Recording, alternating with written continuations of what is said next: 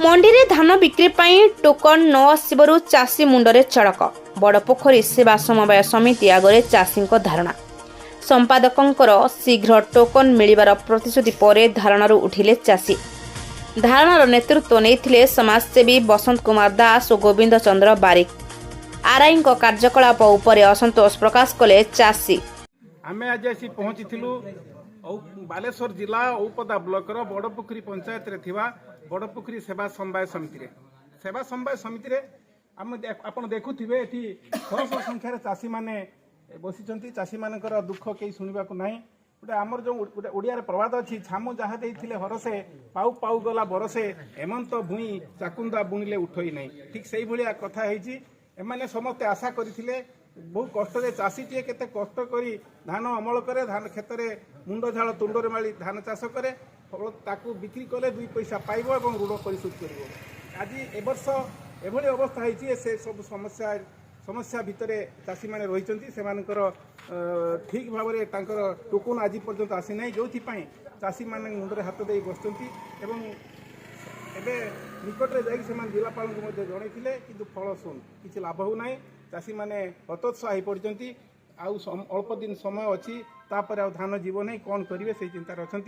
से बड़पोखरी सेवा समवाय समिति सम्मुखें चाषी मैंने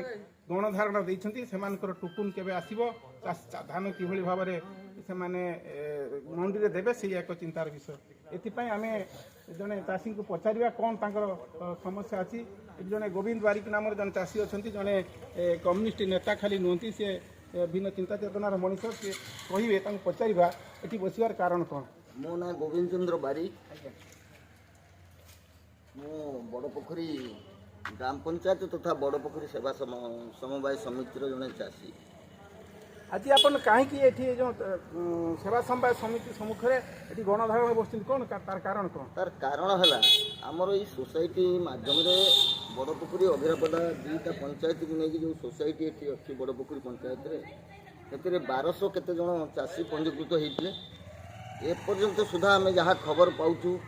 आम तो नथिपत्र देखा पाऊना किंतु खबर पाऊँ 400 रु ऊर्ध्व चाषी एपर्यंत तांकर टोकन आसी ना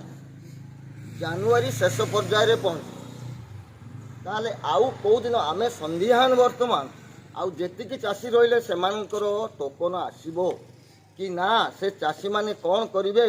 लुह लौ ढालिकी जो चाषरे खटिकी धान उपार्जन कर से धान को कौन करिवे सेथिपाई आमे आज ये सोसाइटी मैं आपण को मीडिया माध्यम जनइबा को चाहूँछु जदि यार किसी विहित प्रतिकार हुए ताले समस्त चाषी माने उपकृत हेबे यही होची हमर आज शांति श्रृंखलार सहित नहला ता माने जेतिकी चाषी देखुछंती वर्तमान यार 100 गुण चाषी राजरास्ता को उलेबे माने आमे चाषी लुह लौ ढालिकी जो धान उपार्जन करछि जदि ताकू पंजीकृत करिकी जदि धान देई न पारिबे आजिकाली आमे जानूछु तेलिया मंडर तेल किछि चाषी पंजीकृत न ये कलम 2 न करिकी भी धान दे सारे बोलिकी आम खबर पाऊँ जदि सेरकम किसी परिस्थिति उपजे ताले चाषी माने भी हतोत्साह हो बर्तमान अच्छा राजरास्ता को ओह्लेबे से सरकार दायी रहिबे किंबा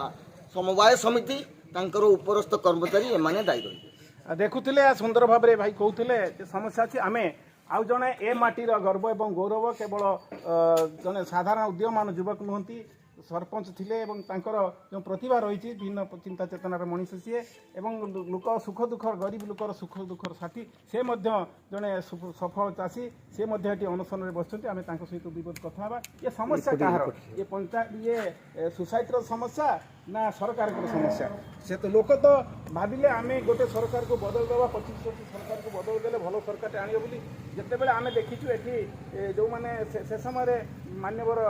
सांसद आसी कहते जे ये सरकार भल नुहे आम आसिले सब धान नहीं जी सब कथा सुफल हम किंतु से कथा जहाँ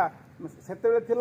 एबे से अवस्था ये गरीबर दुख जमी आम ओडियार प्रवाद अच्छी गरीबर स्त्री सबुरी शाड़ी ठीक से भाई कथा हो चाषी कथा बुझापी कहीं ना आम आज से जो बंधु अच्छा बड़पोखरी पंचायतर प्राक्तन सरपंच बर्तमान सरपंच प्रतिनिधि जन उद्यमान युवक भल चाषी आम सहित विगत कथा आपंकर परिचय देवे। बसंत कुमार दास पूर्वतन सरपंच बड़पोखरी। देखिए आज आपण तो विभिन्न उदीयमान युवक एवं भल जड़े दक्ष सरपंच भाव में उपदा ब्लक परिचित आज ये बड़पुर सभा समवाय समिति सम्मुखें चाषी मान गहन में आप धारणा बस यार कारण कौन कारण है आम सोसाइटी पाखापाखि 1200 एभव नाम पंजीकरण कराई से 392 जनकर टोकन आज पर्यंत आसीपारा ना जे मानकर आसी ना से बारंबार सोसाइटी को आसला बेले से RIFC जावाई कहते RIFC कहते सोसाइटी प्रॉब्लम तेणुक जो चाषीर गैप सोसाइटी और RI मध्य जो गैप रहा किसी दिन टोकन कहीं आसला पाखापाखि 392 जनकर टोकन आसला ना तेणुक चाषी मैंने हताश हो पड़ी आमको जो मेसेज आसला एवं भी मोर भी माने आसी ना टोकन तेणुक से आम जो आलोचना कले से पदक्षेप नि कहली इंगेरिंग चलला तेणुक आम देखिलु प्रशासन जो माने स्थिरता तेणु आम बहुत टोकन न आसपे आम मान धान दे न हो पारे तेणुक चाषी मानकर आग भविष्य को लक्ष्य करी आम स्थिर कलु आम सोसाइटी आगे धारणा तो बसवा जहाँ प्रतिवाद आम आज 30 तारीख डाकरा देलु आज आम 30 तारीख पर्यटन बसिलु जिते पर्यटन आमको टोकन प्रतिश्रुति न मिली टोकन न आसबार माने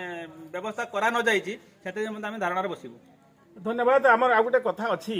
कहले कूल कुटुंब को लाज न कहले कूल भासी जाऊँगी अवस्था अच्छी मु भी निजे हृदबोध करी मोर प्रत्येक वर्ष 50 क्विंटाल अधिक धान आसी था किंतु ए वर्ष आसी ना ये जो समस्या ये समस्या पाई दायी किए ना सरकार ना स्थानीय कर्तृपक्ष यार ठीक सठिक जना पड़ूना मुझे किसी बंधु को पचारूली सी कहते RI महाशय जी ये अच्छा RI दायित्व में बड़पुर पंचायत में सी सहयोग कर कलम 2 कर कलम 2 कलार समस्या हूँ गोटे परिवार भितर जार देहांत हो जाए जो परिवार मुख्य लोक देहांत हो जाए जदि 10-15 जन पिला थे से ना समस्त पंजीकृत हम तेणु आम खाली जो से पट्टारे शह संख्यार ना बसवाई तो किसी लाभ हो ना ये सब एक बड़ समस्या एपाई चाषी मानकर बसती आम माध्यम सरकार निकट में जनवा चाहूँ सरकार यार विहित पदक्षेप करूँ न जदि न करती एमाने राजरास्त बसवा खाली से कहते चाषी मैंने आत्महति देवे जदि कहीं कौन करेंगे से धान घरे धान रखिंट धान बुरा करके रखिंट 25-30 टंका दे धान बुरा को किनिले तापर मजूरी खर्च करले किंतु से किसी लाभ हो ना जदि एक कथा ठीक भाव में धान उठा न जाए ताले चाषी धान मूषा खाइब चाषी हताश हम ऋण भार चाषी आत्महत्या करिया विकल्प व्यवस्था किसी ना।